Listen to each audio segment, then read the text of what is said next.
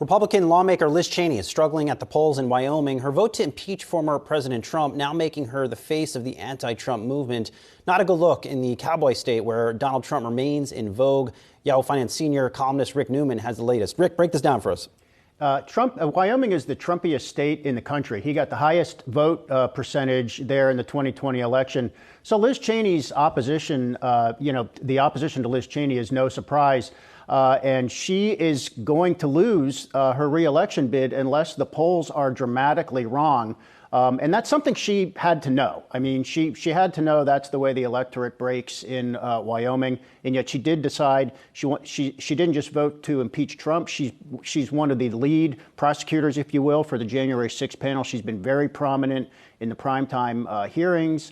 So I think it's safe to say she's the most anti-Trump Republican there is right now. So what's her future going to be? I mean, I think that's the question, but it's probably safe to say she's going to continue her crusade against Trump in one form or another. Has the FBI raid of Mar-a-Lago changed any of the calculus here?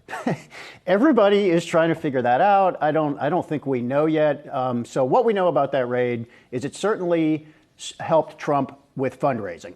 Every time he has some cause to claim the witch hunt is after him again, he's being prosecuted or persecuted by the government. The fundraising emails go flying out. He was using the raid on Mar-a-Lago as a fundraising mechanism about 1 second after it happened. So it has helped him in that regard. So here's my best guess about what's going to happen next. Nothing. I don't think anything is going to happen before the midterm elections. And it's possible that nothing else will happen at all because one of the possible things the Justice Department could have been trying to do is simply get those documents back. We know there were now 11 boxes of classified documents, including top secret, the most classified type of document there is. And the government now has those. So are they going to now prosecute Trump for mishandling documents? Honestly, that seems very unlikely. If the government is going to go after Trump, it really needs to be an ironclad case on something that just about everybody can understand. It needs to be simple and straightforward. And I think mishandling documents is not so straightforward. And it seems like small potatoes to a lot of voters. So I'm not sure much else is going to happen. I think it's going to simmer down by the time of the election. So that's, we'll see what effect it has. So getting back then to Wyoming for a moment and sort of bringing it also back to the markets and the economy.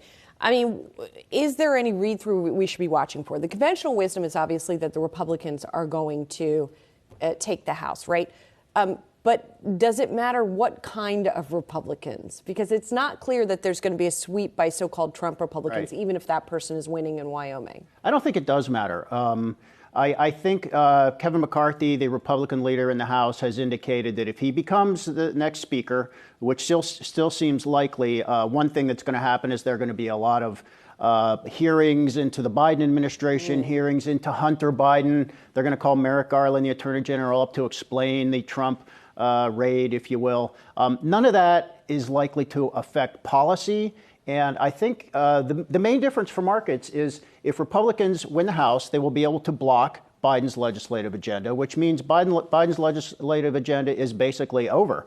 One thing that will be a certainty if Republicans take the House, no more tax hikes. That's not going to happen. And even if Democrats retain control, which is small likelihood, but perhaps rising a little bit, I think still we might not see any tax hikes. So I think the main thing, I think it's just binary. I think whether Republicans get the House and can block the Biden agenda is the main thing investors need to be thinking about. And that still seems likely. We're seeing some movement in favor of Democrats, but the math is really stacked against them in terms of retaining the House. So that is still what you would call the base case. Republicans take the House. And conventional wisdom is that stalemate is good for markets.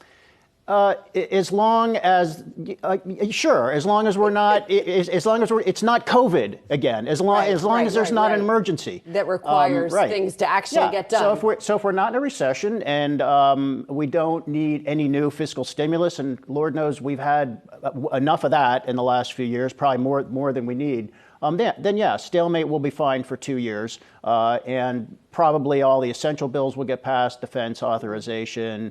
Looks like Republicans have kind of finally figured out that shutting down the government every couple of years is a bad idea. Voters hate that. So yeah, stalemate could be good for markets. We'll see. All right. Thanks, Rick. Appreciate it.